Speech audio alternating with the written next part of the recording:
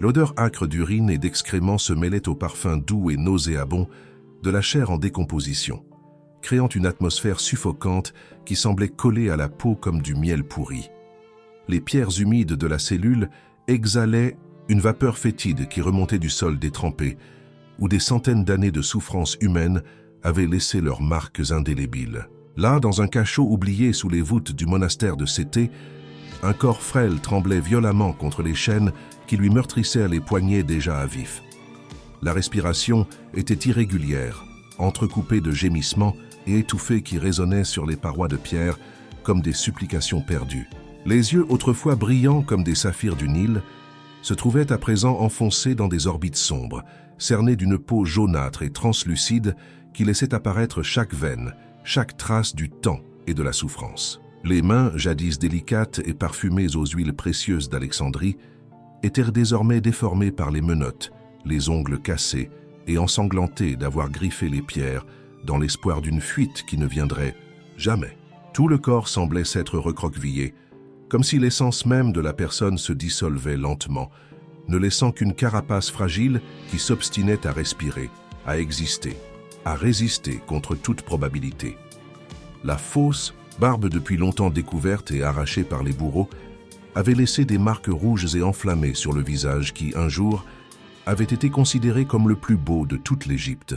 Malgré tout, sa foi ne vacillait pas. Mais comment une jeune fille de seulement 17 ans, née dans la famille chrétienne la plus prospère d'Alexandrie, fille d'un des marchands d'épices les plus respectés de l'Empire, éduquée dans les meilleurs préceptes de la foi et de la morale chrétienne, avait-elle pu sombrer dans un tel état de dégradation et de souffrance? Comment celle qui, jadis, déambulait dans les jardins parfumés de la demeure paternelle, vêtue des plus fines soies orientales, admirée pour sa beauté et sa piété, s'était-elle muée en cette silhouette spectrale qui agonisait désormais dans les profondeurs de la terre, loin de la lumière du soleil et de l'amour humain?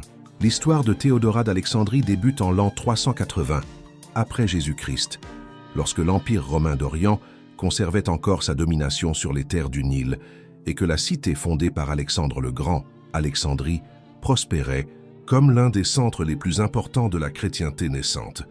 C'était une époque de tensions religieuses extrêmes, où les derniers vestiges du paganisme classique luttaient désespérément contre l'essor inexorable de la nouvelle foi, et où chaque famille chrétienne était perçue autant comme un modèle de vertu que comme une cible potentielle de persécution et de calomnie.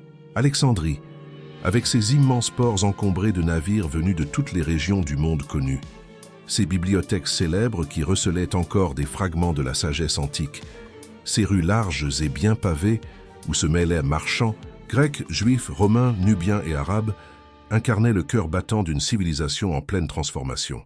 Dans ce décor de splendeur et de contradiction, naquit Théodora, fille unique de Marc Aurèle Sévérin, un marchand d'épices et de parfums prospères qui entretenait des relations commerciales allant de l'Inde à la Gaule, et d'Hélène, Constantine, une femme de foi chrétienne profonde, descendante d'une des premières familles converties de la ville.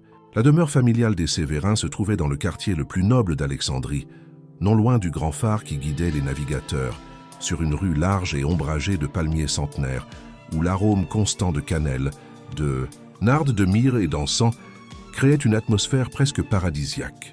C'était une résidence à 2 étages, bâtie en marbre blanc importé de Paros, ornée de colonnes sculptées et dotée de jardins intérieurs où des fontaines d'eau cristalline murmuraient jour et nuit, composant une musique douce, mêlée au chant des oiseaux exotiques que Marc recueillait dans d'immenses cages dorées. Théodora grandit dans ce cadre de privilèges et de raffinement, mais également de discipline morale et spirituelle rigoureuse.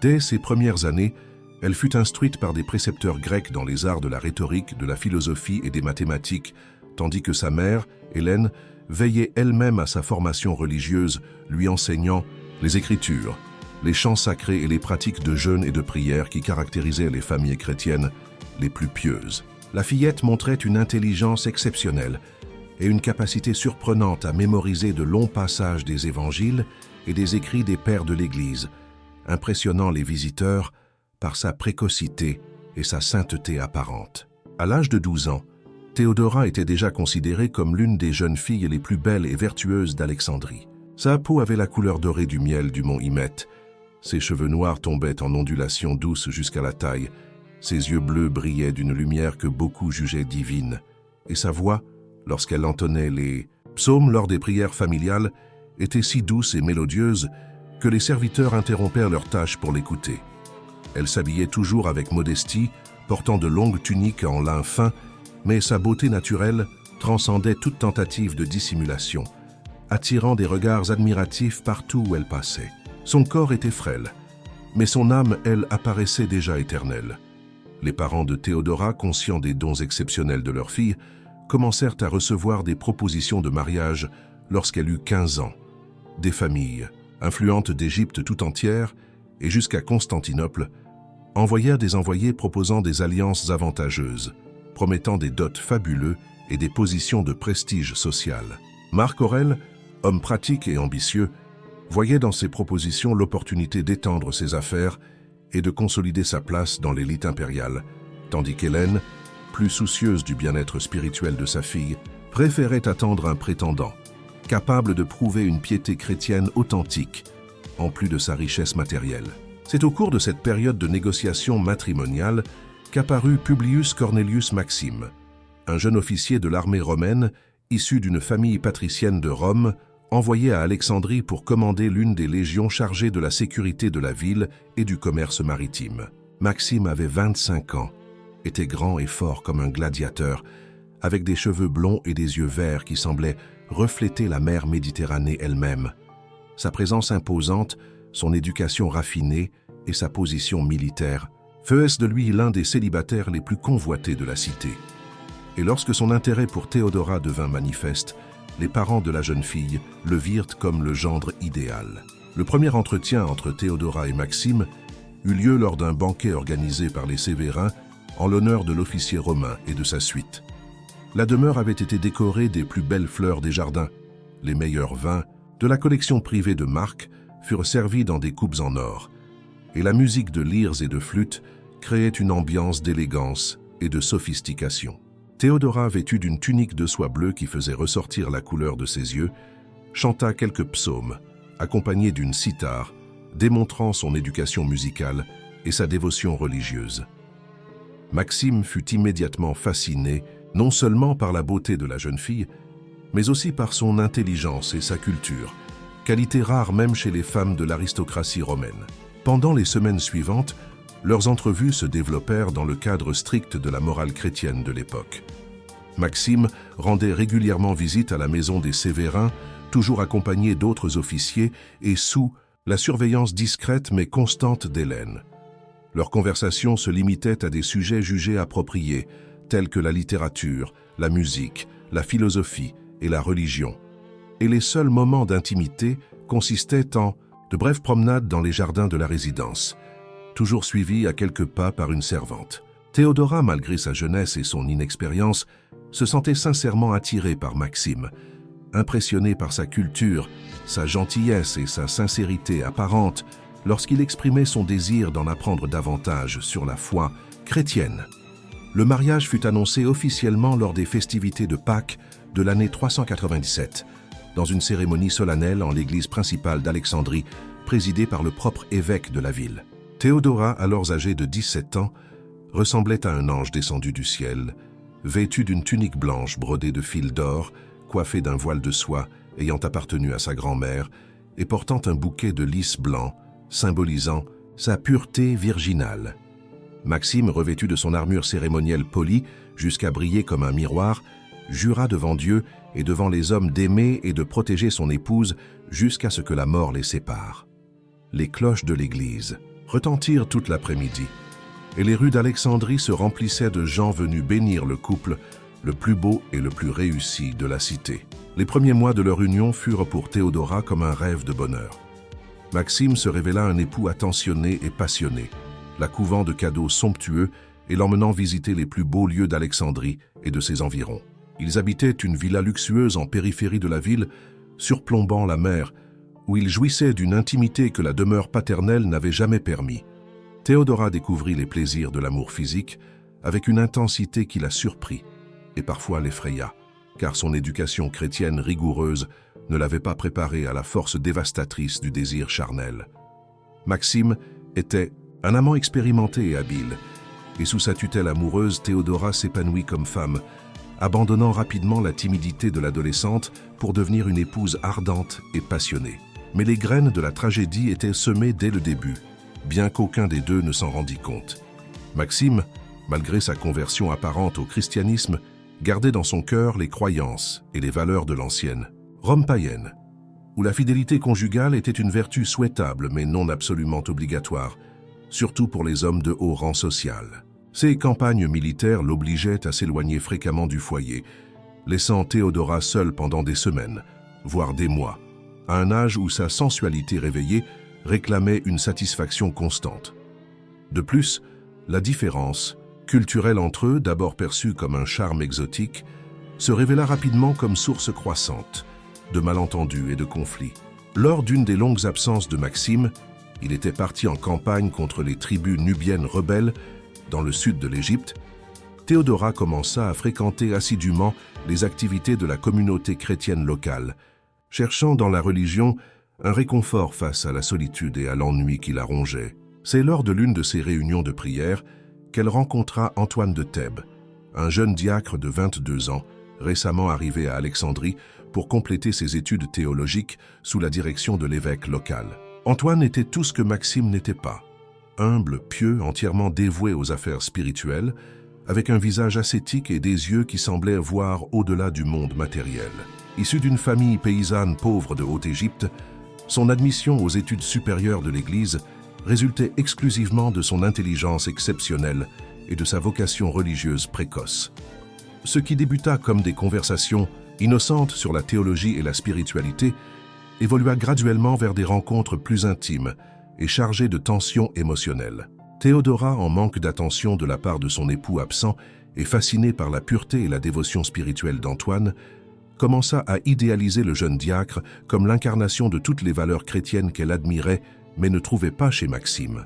De son côté, Antoine, qui avait prononcé des vœux préliminaires de célibat mais n'avait pas encore été ordonné prêtre, se trouvait irrésistiblement attiré par la beauté et l'intelligence de Théodora, luttant sans cesse contre des désirs qu'il considérait comme pécheurs, mais qui devenaient chaque jour plus difficiles à refouler. L'atmosphère d'Alexandrie en ces jours semblait conspirer contre la vertu des deux jeunes gens.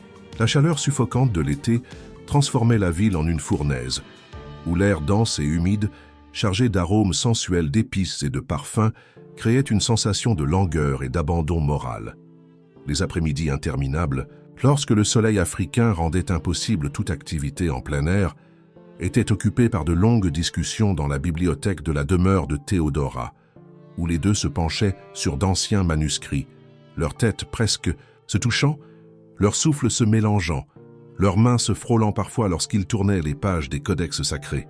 Le parfum naturel de Théodora, mêlé aux huiles rares qu'elle utilisait dans ses cheveux, produisait une aura de séduction involontaire qui enveloppait Antoine comme un filet invisible, tandis que la voix grave et mélodieuse du jeune homme, lorsqu'il récitait des passages des Écritures, faisait battre le cœur de Théodora d'une manière qu'elle jugeait à la fois pécheresse et irrésistible. Le moment de la chute eut lieu lors d'une après-midi particulièrement suffocante d'août, quand ils se retrouvèrent seuls dans la bibliothèque pour étudier les lettres de saint Paul sur le mariage et la chasteté. Théodora, vêtue d'une simple tunique légère en lin blanc à cause de la chaleur, s'inclina sur le manuscrit pour déchiffrer un passage particulièrement ardu, et ses cheveux détachés glissèrent sur son épaule, effleurant doucement la main d'Antoine. Ce contact apparemment anodin déclencha une décharge électrique qui parcourut leur corps comme un éclair. Antoine, tentant de se dégager, heurta une pile de rouleaux de papyrus qui s'écroulèrent bruyamment sur le sol, et lorsque les deux se baissèrent simultanément pour les ramasser, leurs visages se trouvèrent à quelques centimètres l'un de l'autre. Les yeux bleus de Théodora croisèrent les yeux noisettes d'Antoine, et pendant un instant, qui sembla durer une éternité, toute la résistance morale et spirituelle qu'ils avaient patiemment érigée au fil des mois s'effondra comme un barrage crevé par une inondation. Le baiser qui s'ensuivit fut à la fois tendre et désespéré, chargé d'une passion réprimée qui trouvait enfin son expression. Les mains d'Antoine s'entrelacèrent dans les cheveux de Théodora, tandis qu'elle s'accrochait à lui comme à une bouée de sauvetage en pleine tempête. Quand ils se séparèrent enfin, Tous deux étaient tremblants, conscients d'avoir franchi une ligne d'où il n'y aurait pas de retour. Théodora, les lèvres gonflées et les yeux brillants de désir, murmura des mots d'amour qu'elle n'avait jamais prononcés, pas même pour son mari, tandis qu'Antoine, déchiré entre la passion et la culpabilité, peinait à trouver la force de résister à ce qui s'avérait être sa perdition spirituelle. Ce qui suivit fut une période de plusieurs mois d'entretien clandestin, où la passion physique se mêlait à une intimité émotionnelle et spirituelle que ni l'un ni l'autre n'avaient jamais connue. Théodora découvrait en Antoine non seulement un amant plus tendre et attentionné que son époux, mais aussi un compagnon intellectuel partageant ses intérêts les plus profonds et ses angoisses spirituelles. De son côté, Antoine trouvait en Théodora une femme qui défiait toutes ses conceptions antérieures sur l'amour et la foi, lui démontrant que la passion charnelle pouvait coexister avec la dévotion religieuse, de façon que ses études théologiques n'avaient jamais envisagé. Il se retrouvait dans des lieux secrets de la ville, dans une chapelle abandonnée en périphérie, dans une maison de campagne appartenant à une amie discrète de Théodora, parfois même dans les jardins de la villa aux petites heures du matin, lorsque les serviteurs dormaient profondément. Mais ce que le monde tentait d'effacer devint éternel. Le secret que les amants croyèrent garder parfaitement commença à suinter à travers les fissures inévitables que toute passion clandestine crée. Théodora, transfigurée par l'amour, rayonnait d'un bonheur et d'une beauté qui n'échappèrent pas aux yeux acérés de la société alexandrine. Ses amis remarquèrent des changements dans son comportement, moments d'absorption lors des conversations, sourires mystérieux, tendance à citer constamment les opinions et idées du jeune diacre qu'elle prétendait connaître uniquement lors des réunions de l'Église. Les serviteurs de la maison commencèrent à murmurer entre eux au sujet des visites répétées d'Antoine, qui se prolongeaient bien au-delà de ce qui semblait approprié pour de simples discussions religieuses, et au sujet du parfum masculin qu'ils détectaient parfois sur les vêtements de leur maîtresse. La découverte définitive eut lieu grâce à Johanna, une esclave nubienne qui servait comme dame de compagnie personnelle de Théodora. Johanna, une femme d'environ 40 ans, capturée lors d'une des campagnes militaires de Maxime et offerte à l'épouse comme gage d'affection, éprouvait pour sa maîtresse un sentiment mêlé de dévotion et de ressentiment. D'une part, Théodora la traitait avec une bonté exceptionnelle pour l'époque, lui accordant certaines libertés et montrant un intérêt sincère pour sa culture et ses traditions ancestrales. D'autre part, Johanna ne pouvait oublier que sa condition d'esclave résultait directement des actions du mari de sa bienfaitrice, et cette contradiction nourrissait en elle un désir sombre de vengeance qu'elle-même ne comprenait pas entièrement. C'est Johanna qui, lors d'un après-midi de septembre, suivit discrètement Théodora jusqu'à la chapelle abandonnée où elle rencontrait Antoine, et c'est elle qui, à travers une fente dans un mur en ruine, fut témoin des deux amants, enlacés dans une extase de passion, contrastant violemment avec la sainteté du lieu. La vision de l'épouse de son Seigneur, que tous considéraient comme un modèle de vertu chrétienne, abandonnée au plaisir charnel avec un homme qui n'était pas son mari, provoqua en Johanna un mélange de choc, de satisfaction vengeresse, et étrangement, une pointe d'envie pour la liberté dont Théodora jouissait, tandis qu'elle-même demeurait prisonnière de sa condition servile. Pendant plusieurs jours, Johanna garda le secret, savourant le pouvoir que cette connaissance lui conférait sur sa maîtresse, observant avec des yeux malicieux comment Théodora continuait de jouer le rôle de l'épouse fidèle et de la chrétienne dévote. Mais la tentation d'utiliser cette information comme une arme se révéla irrésistible lorsque Maxime revint enfin de sa campagne militaire, plus bronzé et musclé que jamais, chargé de trophées de guerre et de présents exotiques pour l'épouse qu'il croyait avoir attendue fidèlement. La révélation survint apparemment de manière fortuite, lors d'une conversation entre Maxime et ses soldats sur la nécessité de maintenir la discipline morale parmi les troupes. Johanna, qui servait le vin aux hommes, laissa échapper à voix basse mais suffisamment audible qu'il était parfois difficile de distinguer la vertu apparente de la réalité, surtout quand les gens pensaient ne pas être observés. Maxime, d'abord peu attentif à cette remarque, se laissa finalement guider par sa propre curiosité et par les insinuations de plus en plus directes de l'esclave pour découvrir des détails confirmant ses pires soupçons. La confrontation fut terrible et décisive. Maxime, homme au tempérament militaire habitué à résoudre les conflits par la force, explosa d'une fureur qui résonna dans toute la villa comme le rugissement d'un lion blessé. Théodora, complètement prise au dépourvu, tenta d'abord de nier les accusations.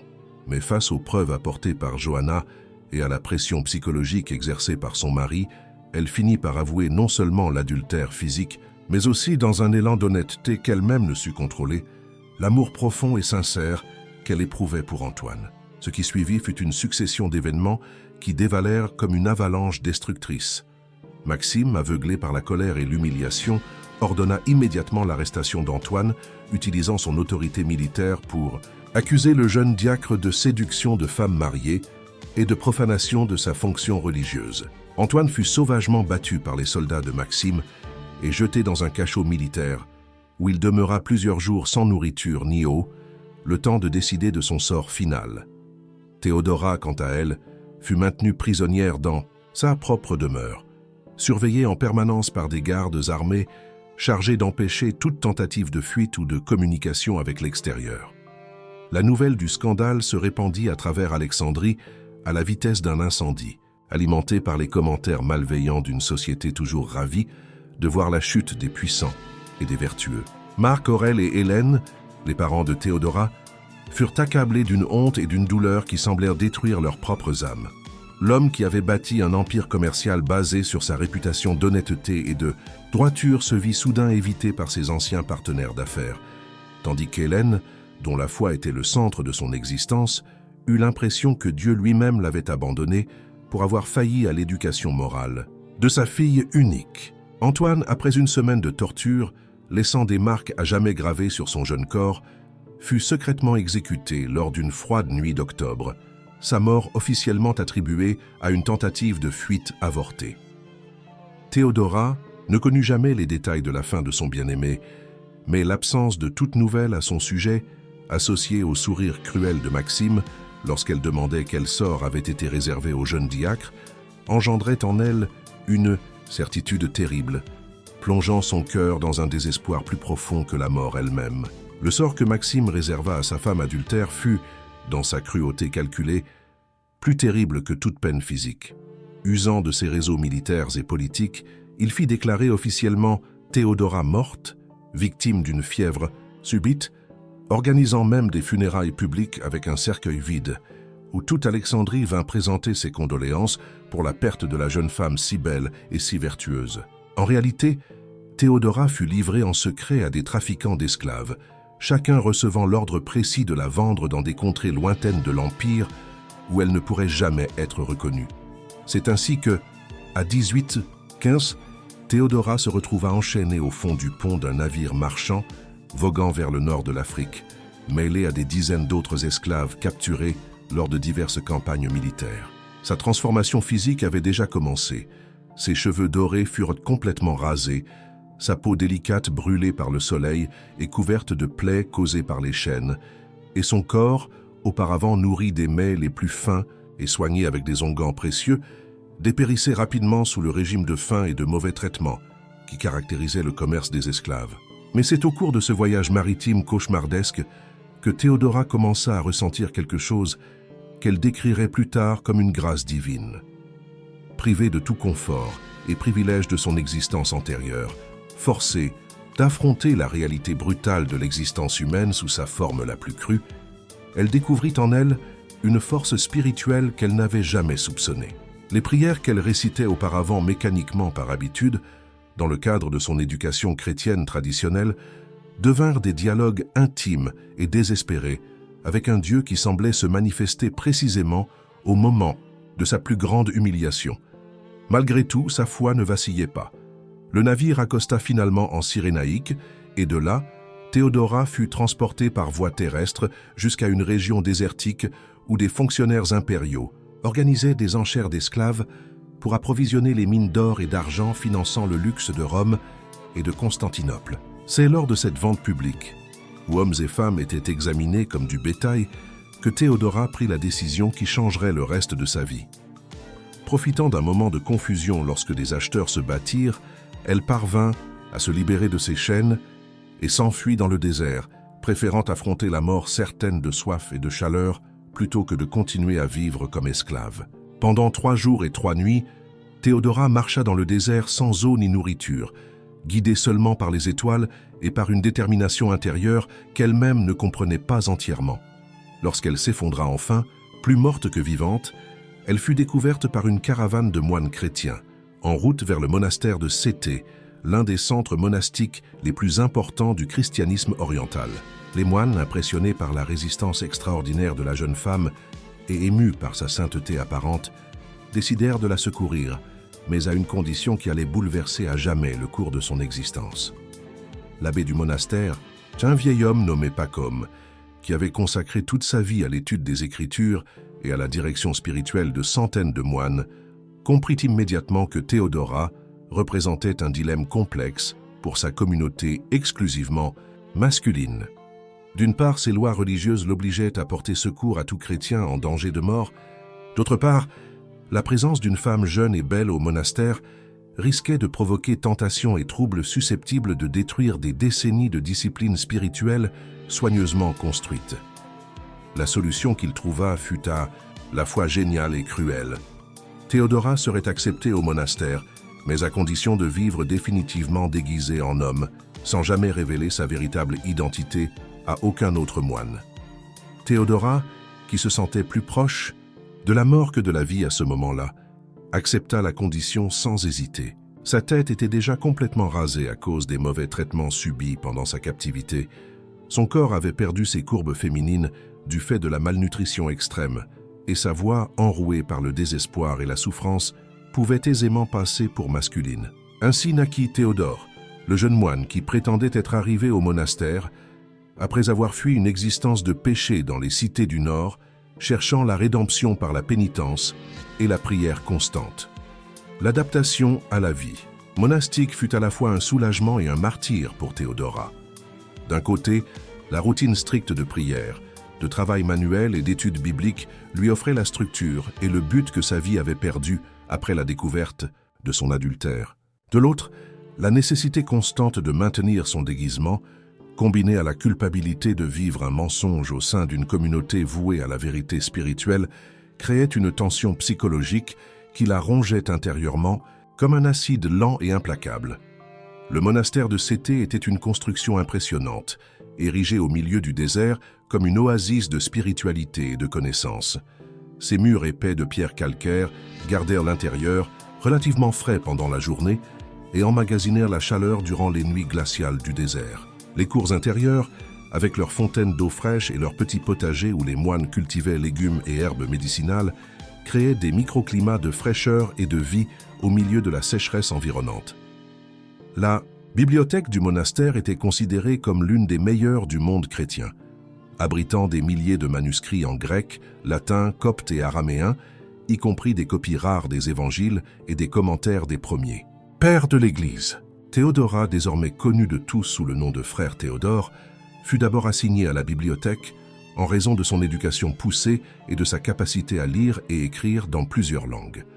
Son travail consistait à copier des manuscrits anciens, une tâche exigeant une concentration absolue et une précision technique, car la moindre erreur pouvait corrompre des textes sacrés pour les générations futures. Pendant de longues heures quotidiennes, courbé sur des parchemins éclairés par la lueur vacillante de chandelles en cire d'abeille, Théodora trouvait une paix relative, tandis que ses mains reproduisaient avec une calligraphie parfaite les mots des saints et des apôtres. Mais la paix était toujours superficielle et éphémère. Toutes les nuits, lorsque Théodora se retirait dans sa cellule individuelle, un espace de 2 mètres sur 3 ne contenant qu'un crucifix, de bronze et une petite fenêtre ouverte sur le désert infini, elle était hantée par des souvenirs qui refusaient de s'effacer. Le visage d'Antoine revenait sans cesse dans ses pensées, tantôt sourire radieux des moments heureux de leur romance clandestine, tantôt défiguré par l'agonie qu'elle imaginait avoir été son sort. Les nuits désertiques étaient glaciales et silencieuses, interrompues seulement par le hurlement lointain des chacals et le murmure du vent entre les roches, des sons qui ressemblaient aux échos des gémissements qu'elle étouffait contre l'oreiller grossier de paille. Durant les premières années passées au monastère, Théodora développa une discipline spirituelle qui impressionnait même les moines les plus chevronnés. Elle se levait avant le premier glas des prières matinales, passait des heures supplémentaires à la bibliothèque à étudier des textes théologiques complexes, jeûnait avec une telle fréquence que ses supérieurs en venaient à s'inquiéter et se flagellaient en secret dans sa cellule, utilisant des cordelettes qui laissèrent des marques permanentes sur son dos déjà meurtri par la vie.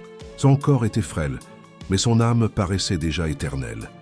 Les autres moines commencèrent à la voir comme un exemple de sainteté et de dévotion, sans se douter qu'au-delà de cette perfection spirituelle apparente se trouvait une femme désespérée, essayant d'expier un péché qui la consumait comme un feu intérieur. L'abbé Pacôme, seul à connaître la véritable identité de Théodora, observait avec une mêlée d'admiration et d'inquiétude la transformation de sa protégée.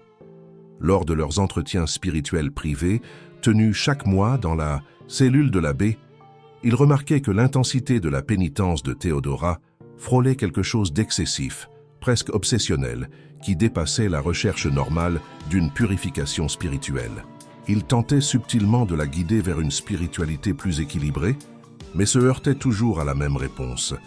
Elle affirmait que ses péchés passés étaient si graves que seul un supplice extrême pouvait lui ouvrir les portes du pardon divin.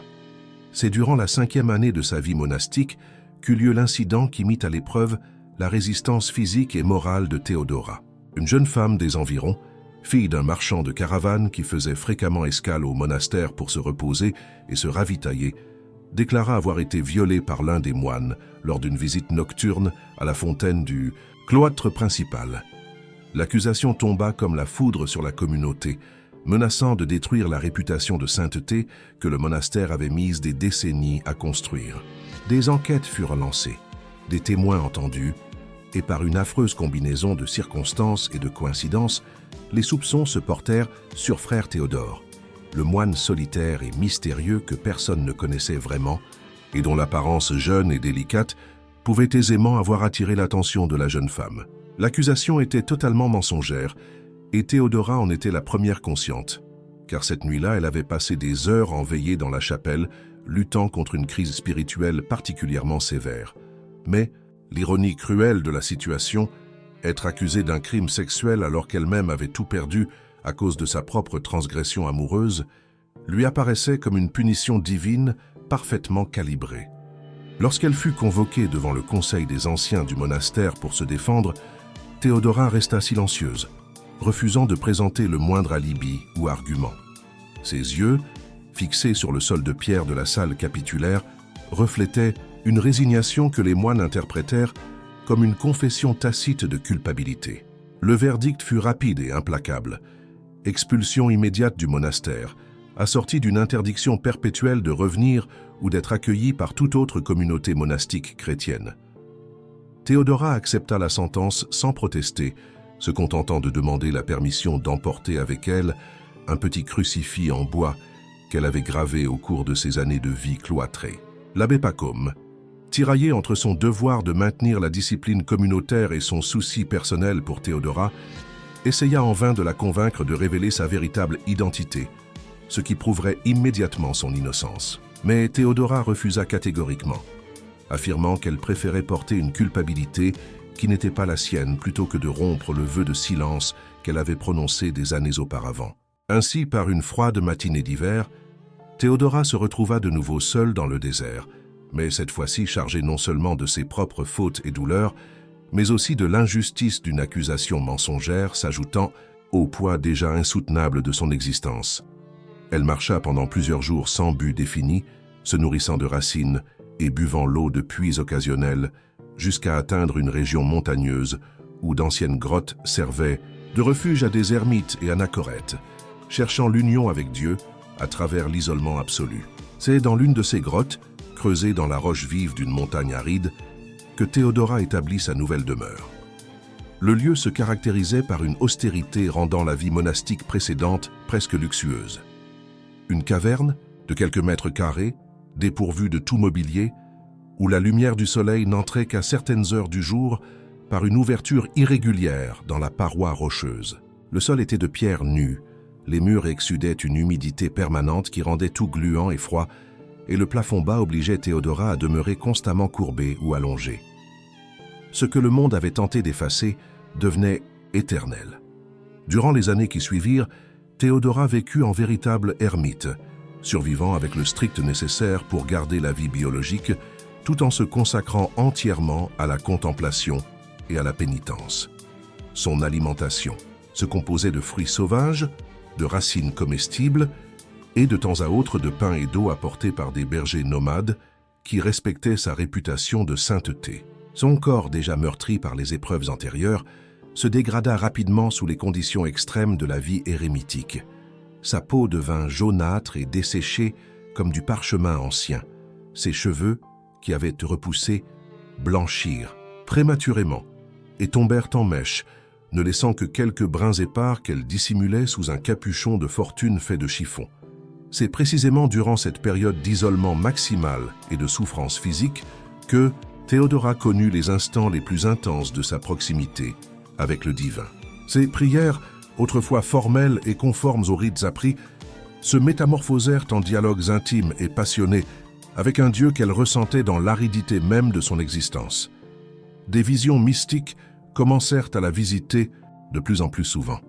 Elle entrevoyait des anges de lumière la consolant dans les nuits les plus froides, contemplait des paysages célestes contrastant violemment avec la désolation de son refuge terrestre et recevait des révélations sur les mystères de la foi qui la remplissaient d'une joie indescriptible malgré toutes ses douleurs physiques. La réputation de sainteté de Théodora se répandit progressivement dans la région, portée par les récits des bergers et des voyageurs qui la rencontraient occasionnellement et étaient impressionnés par sa capacité à survivre dans des conditions qui auraient tué n'importe qui d'autre. Des pèlerins commencèrent à affluer pour chercher ses conseils spirituels et ses prières, découvrant une silhouette squelettique aux yeux brillants qui parlait de Dieu avec une autorité semblant provenir d'une expérience directe. Théodora les accueillait tous avec bienveillance, mais maintenait strictement son identité masculine, se présentant systématiquement comme l'ermite Théodore, celui qui avait abandonné le monde après une jeunesse de péché. C'est au cours de cette période qu'elle apprit, par l'intermédiaire d'un pèlerin venant d'Alexandrie, la mort de ses parents. Marc Aurèle avait succombé à une fièvre après des années de déclin financier causé par le scandale entachant la famille, tandis qu'Hélène était morte de chagrin, passant ses dernières années de vie dans un couvent où elle priait constamment pour l'âme de sa fille morte. L'annonce de leur décès frappa Théodora comme une lance en plein cœur, la faisant prendre conscience que sa décision de disparaître du monde avait infligé des souffrances dépassant largement sa propre personne. La culpabilité qu'elle portait se multipliait, incluant désormais non seulement son adultère initial, mais aussi la douleur inutile qu'elle avait causée à ses parents en optant pour l'exil volontaire, plutôt que d'affronter les conséquences de ses actes. Cette révélation marqua le début de la période la plus sombre de l'existence de Théodora. Sa santé physique, déjà précaire, déclina rapidement. Des accès de toux violentes la faisaient cracher du sang sur les pierres de la grotte, des fièvres intermittentes la faisaient délirer pendant des nuits entières. Des douleurs articulaires rendaient chaque mouvement une épreuve.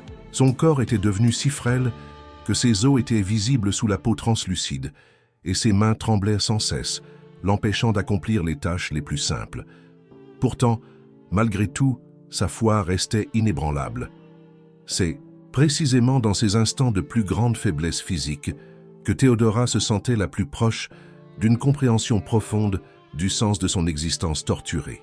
Elle commença à percevoir que sa souffrance n'était pas seulement une punition pour ses péchés passés, mais également une forme de participation aux souffrances du Christ.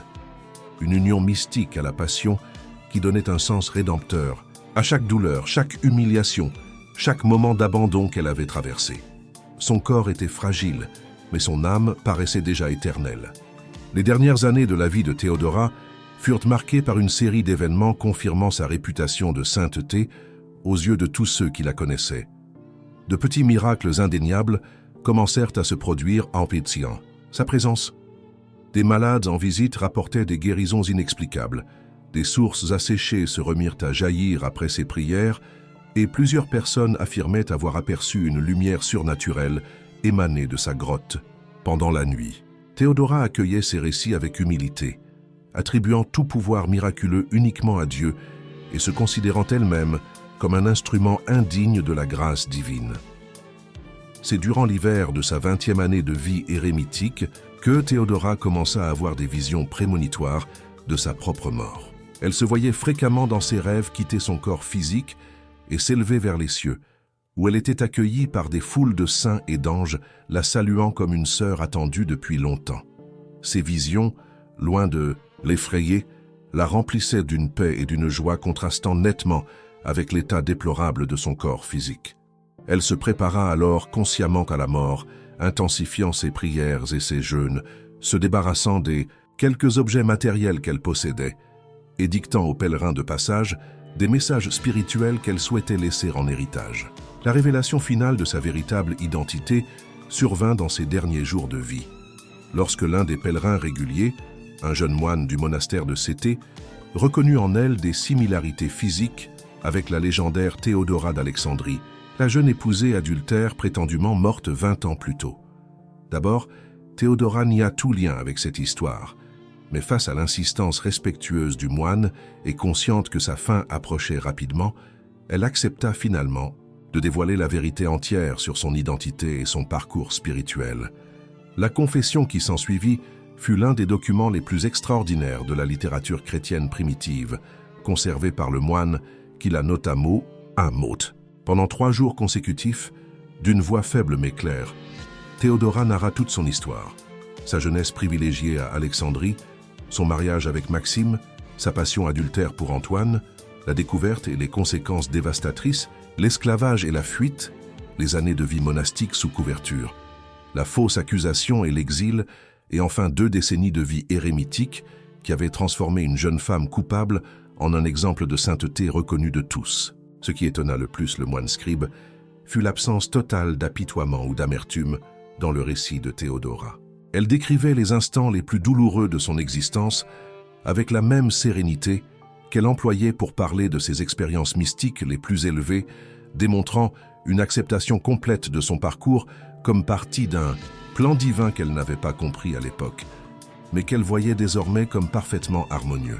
Sa seule tristesse résidait dans la souffrance inutile qu'elle avait infligée à ses parents, mais même cela, elle le remettait entre les mains de Dieu, confiante en la miséricorde infinie qui embrasse les souffrances les plus incompréhensibles. Théodora mourut lors d'une matinée de printemps, lorsque les premiers rayons du soleil pénétrèrent à la grotte et illuminèrent tôt son visage déjà transfiguré par la proximité de l'éternité. Ces derniers mots, chuchotés avec un sourire qui transforma complètement son visage cadavérique, furent une action de grâce, pour la grâce d'avoir été choisie pour un chemin de souffrance, l'ayant mené directement au cœur de Dieu.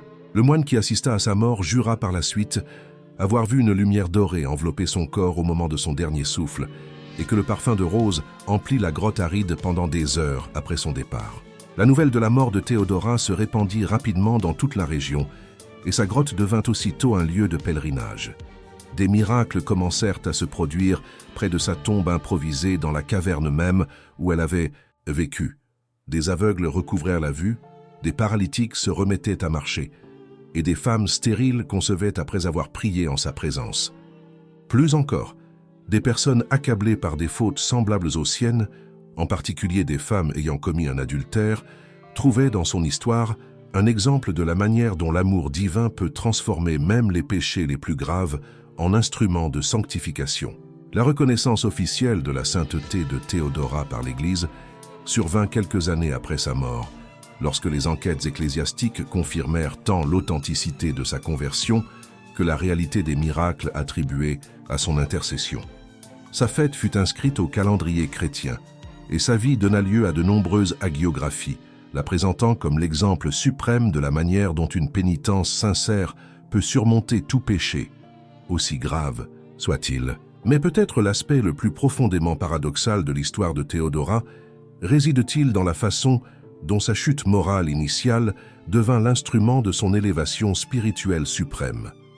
Sans l'adultère qui la détruisit, socialement, elle aurait probablement vécu et mouru comme l'une des épouses aristocrates d'Alexandrie, respectée mais spirituellement ordinaire. C'est précisément son expérience du péché, de la culpabilité, de la punition sociale et de l'exil qui la contraignirent à un affrontement radical avec les questions fondamentales de l'existence humaine et de la relation avec le divin. Ce que le monde tenta d'effacer devint éternel. La plus grande ironie réside dans le fait que Théodora parvint à une intimité avec Dieu que peu de saints atteignirent, justement parce qu'elle avait expérimenté les profondeurs de l'éloignement divin causé par le péché. Sa sainteté n'était pas la pureté intacte d'une vierge n'ayant jamais connu la tentation, mais la pureté reconquise de la pécheresse ayant traversé l'enfer de la culpabilité et émergé, transformée de l'autre côté. Cette différence fondamentale la rendait une intercesseuse particulièrement puissante pour tous ceux qui, comme elle, avaient vécu la dévastation morale et cherchaient un chemin de retour vers la grâce.